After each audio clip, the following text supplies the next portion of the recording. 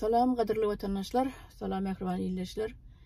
Menem bugün gezegimde sizi Türkmenistan Cumhuriyeti'nin döredilen günü bilen kızgın kutlayan bugün ayın 27'si Oktyabr'ın günü 100 yıl mınının Oktyabr'ın 27'sine 1924 yılı Türkmenistan Cumhuriyeti'nin düýbi tutully, düýbi gurully ve şo münasibetli men sizin hemmäňizi ähli Türkmeni Türkmenistanlary kimin göbek gany şol toprağa daman bolsa ähliňiziň şu bayramçylygyňyz bilen kızgyn kutlayan her biriňize uzak ömür dileýän, jan sağlyk dileýän, maşgalaňyzy, ojaňyzy awatlyk dileýän.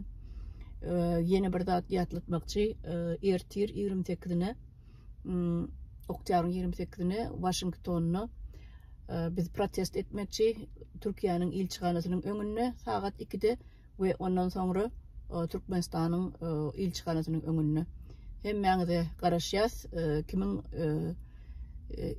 içinde aýtjak diýjek zady bar bolsa hemmäňiz gelip bilersiňiz, kimin özüniň hossarlary bolsa, ýa-ni siyasi tarapdan tutulanlar ya ýok edilenler, ogurlananlar, kimin derdi bar bolsa, aýtjak bolsa hökman gelsinler, biz garaşýas, bolýa ertir görüşürüz. Sag bolun.